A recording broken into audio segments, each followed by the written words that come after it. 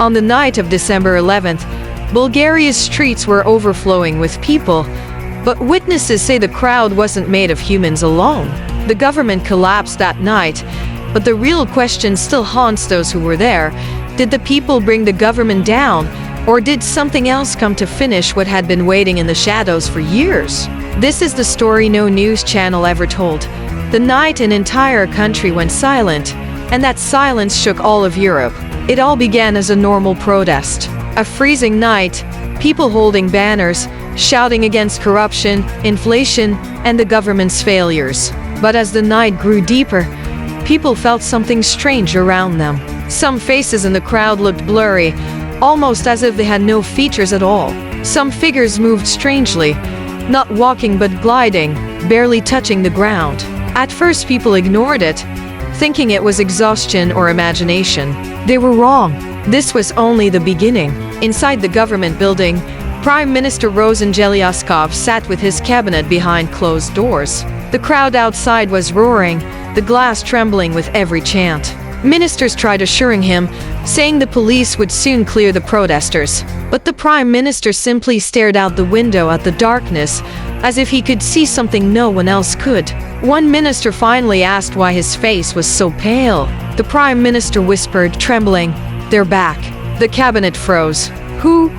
They asked. The people? The protesters? But the Prime Minister, still staring at the darkness, said, "No, the ones who want revenge." No one knew what he meant. No one wanted to ask. The next night, the protests doubled. More than 100,000 people filled the streets. But despite the massive crowd, individuals began disappearing. One witness said she saw a man raising a slogan, and the next moment he was sucked into the street, as if the ground pulled him in. Others saw a long, shadow-like figure twice the height of a human drifting through the crowd. Phone recordings captured something dark moving between people, slowly, almost intelligently, like it was searching. On December 10th, the crowds finally surrounded the government building. Then a thunderous sound came from inside, shaking the windows. The doors of the building creaked open slowly on their own. No human touched them. Inside, everything was dark. From the lower floors came whispers, voices in a language no one recognized. One camera captured a single sentence, whispered clearly, "We are not gone."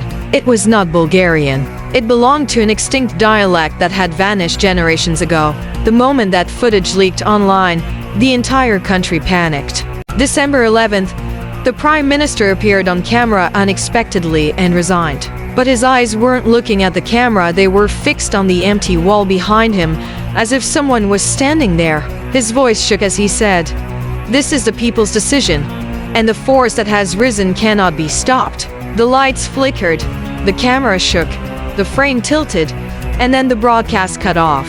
The government was gone, the streets went silent, and the whole nation fell into an eerie quiet within a single day. Official reports blamed political pressure, economic frustration, and corruption scandals. But what the people saw in the streets, the shadows that moved through the crowd, the whispers from inside the government building, no one has been able to explain those things.